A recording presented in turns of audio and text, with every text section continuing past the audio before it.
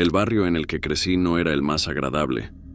Todos los que vivían allí lo hacían porque no podían permitirse vivir en otro sitio, no porque quisieran estar allí. Muchas de las casas eran extremadamente pequeñas y viejas, y hasta los negocios del pueblo tenían problemas para mantenerse abiertos más de un año o dos. Cuando era joven, era bastante común que fuéramos a estas casas y negocios abandonados para curiosear. La policía tenía que saber lo que estaba pasando, ya que todos los niños del pueblo lo hacían, pero no hacían nada al respecto. De todos modos, cuando era muy pequeño, mi escuela primaria cerró y el edificio nunca fue reutilizado. Así que cuando fui mayor y empecé a explorar estos lugares abandonados, sentí curiosidad por ver cómo estaba la escuela. Una noche de sábado, mi amigo Ryan y yo fuimos a la escuela. No teníamos coche, así que tuvimos que caminar unos 6 kilómetros desde su casa para llegar allí. Siempre me pareció que este edificio, incluso antes de ser abandonado, tenía algo de espeluznante. Estaba en las afueras del pueblo, enterrado en el bosque y rodeado por una cerca de alambre. Realmente no parecía un lugar para una escuela primaria. Trepamos la cerca y fuimos al lado del edificio para ver si había alguna ventana por donde entrar. Por suerte para nosotros, casi todas las ventanas ya estaban rotas. Yo salté primero, seguido por Ryan. Lo primero que hicimos fue quedarnos quietos y escuchar para ver si había alguien más dentro. El edificio emitía un ruido muy fuerte y hueco, pero parecía que estábamos solos. Caminamos por el pasillo, asomándonos a algunas de las aulas. Fue una sensación muy extraña volver a la escuela después de tantos años y verla en tan malas condiciones. Pasamos tal vez 3 habitaciones caminando lentamente y en silencio, antes de que un golpe repentino resonara por todo el edificio. Nos detuvimos y nos miramos, pero no se escucharon más sonidos. Ryan dijo que probablemente solo era el edificio asentándose a su manera, y continuamos por el pasillo. Muchas de las habitaciones estaban vacías o solo tenían un montón de sillas alineadas, pero nada realmente interesante. Eso fue hasta que llegamos al siguiente pasillo, más adentro de la escuela. Este pasillo tenía sillas esparcidas por todas partes, bloqueando el paso. Tuvimos que apartarlas solo para llegar a las habitaciones. La primera habitación estaba cerrada, así que fuimos a la segunda habitación a la izquierda y miramos dentro, viendo lo que parecían ser ropas colgadas del techo. Entré y las observé, sin entender por qué o cómo habían llegado allí.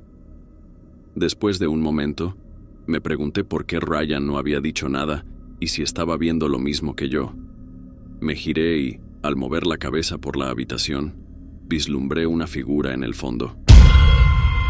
Dirigí la mirada hacia la pared del fondo, viendo a un hombre demacrado mirándonos mientras sostenía algo en la mano. Para empeorar las cosas, estaba casi desnudo. Miré rápidamente a Ryan, que también tenía los ojos fijos en el hombre, antes de que me agarrara del brazo y me llevara de vuelta al pasillo. Inmediatamente escuchamos algo metálico siendo lanzado por la habitación hacia la puerta en la que estábamos, seguido de un grito horripilante. Corrimos por el pasillo y salimos por la primera ventana abierta que vimos. Luego corrimos lo más lejos posible hasta que perdimos el aliento. Durante el resto del camino a casa, juntamos las piezas y nos dimos cuenta de que el hombre probablemente sostenía un cuchillo, que era lo que intentó lanzarnos. Considerando su estado inestable, es probable que el hombre fuera muy peligroso. Y si hubiéramos permanecido allí más tiempo, o no lo hubiéramos notado, quizás no habríamos salido vivos.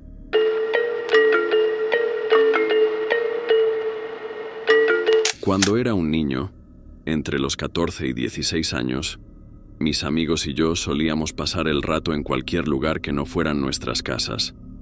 La mayoría de las veces íbamos a algún restaurante de comida rápida y nos quedábamos allí, o simplemente encontrábamos algún sitio en el bosque cerca del parque.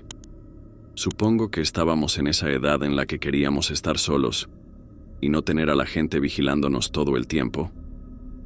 El único problema era que los fines de semana, cuando salíamos tarde, la mayoría de las tiendas y restaurantes cerraban antes de que estuviéramos listos para irnos a casa. Durante las vacaciones de invierno, un año, nos encontramos con este problema muchas veces. Íbamos a los parques a pasar el rato solo para descubrir que, incluso a altas horas de la noche, había varios otros grupos que tenían la misma idea.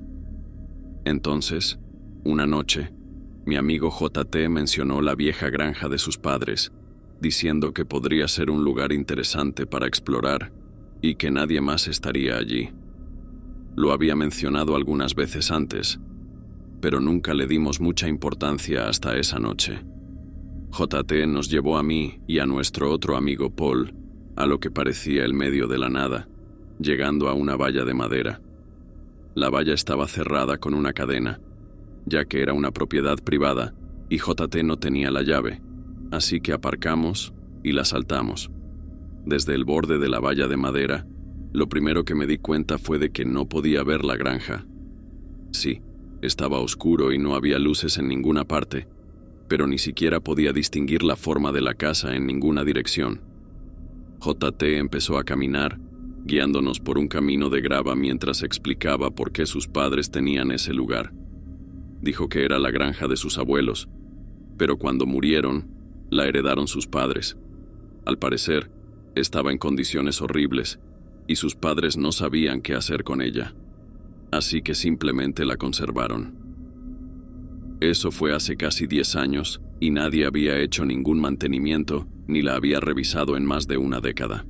Caminamos por este camino siguiendo a JT durante unos buenos 10 minutos, antes de que finalmente pudiéramos ver la casa. Incluso con solo el contorno en la oscuridad, se podía decir que estaba en mal estado. Parte del techo estaba hundido, como si estuviera a punto de colapsar, y algunos de los paneles laterales colgaban de la madera. Todos estábamos en silencio, mirándola mientras nos acercábamos. Cuando llegamos al frente de la casa, la puerta estaba cubierta por una gran tabla de madera. Así que fuimos a la parte trasera, donde la puerta estaba completamente ausente. Encendimos las linternas de nuestros móviles y entramos. Sorprendentemente, el lugar no estaba realmente destrozado como pensábamos que estaría. La mayoría de los muebles y cosas no parecían haber sido movidos mucho. Estaba extremadamente polvoriento y las luces de nuestros teléfonos no eran las mejores, así que tal vez parecía mejor de lo que realmente estaba. Nos separamos después de un minuto, caminando por la primera planta y explorando. Entré en un pasillo en el lado izquierdo de la casa y comencé a caminar cuando de repente alguien pasó por el final del pasillo. Me congelé y por pánico llamé a JT como si pudiera ser él, pero ya sabía que no lo era. El hombre que vi, aunque era oscuro, era mucho más alto y delgado que cualquiera de mis amigos. Di un paso atrás y comencé a dirigirme hacia donde había visto a mis amigos por última vez. Cuando giré la esquina y levanté la luz, vi a JT y Paul parados en el medio de la habitación, mirando en dirección opuesta a mí. Entré en la habitación y miré hacia donde apuntaban sus luces. Al borde del haz de luz, el hombre estaba de pie y nos miraba fijamente. Era como si todos estuvieran congelados por el miedo, sin saber qué hacer. «Chicos, vámonos», dije tembloroso pero tratando de actuar con calma para que el hombre no hiciera nada. Pero eso debió desencadenar las reacciones de todos porque, de repente, todos corrimos hacia la puerta trasera y salimos al campo abierto. Ni siquiera puedo decir con certeza si el hombre nos persiguió, pero JT dice que estaba seguro de haber escuchado pasos justo detrás de él. Básicamente, corrimos directamente de vuelta al coche y nos fuimos, sin tomar más riesgos. Creo que todos podemos suponer que el hombre era solo un ocupa, o una persona sin hogar defendiendo el lugar que llama hogar, pero sin haberlo visto bien es difícil saberlo con certeza. JT dijo que le contaría a sus padres sobre el incidente para que pudieran asegurar la granja, pero nunca lo hizo porque estaba preocupado por meterse en problemas por haber ido allí. Lo que sea que haya pasado esa noche, sigue siendo la experiencia más aterradora que he tenido. Y si JT tenía razón, y el hombre intentaba perseguirnos, tuvimos mucha suerte de haber salido todos ilesos.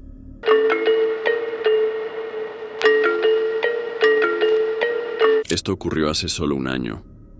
Hacía tiempo desde mi último viaje de camping, y durante unos meses anteriores a esto, realmente tenía muchas ganas de salir y acampar como solía hacerlo. Finalmente, tuve algunos días libres en el trabajo y planifiqué un viaje de inmediato. Había unas montañas no muy lejos, a unas 2 horas en coche, con muchos senderos. Miré las fotos, pero finalmente decidí elegir una vez que llegara allí. No estaba muy preocupado por el sendero y realmente solo quería sentarme junto a mi tienda y relajarme la mayor parte del tiempo. Conduje hasta la montaña con provisiones y comida para 4 días de camping. Esta no era realmente una montaña popular a la que la gente viniera mucho, así que no había muchas áreas de estacionamiento. Terminé encontrando un terreno de tierra al lado del camino y estacioné allí. Luego me bajé y comencé a caminar por la carretera hasta llegar a uno de los senderos de camping. En el mapa muy desgastado se mostraba que el sendero se adentraba unos pocos kilómetros en el bosque y subía por la montaña. Luego se dividía en 3 caminos diferentes que llevaban a áreas de acampada.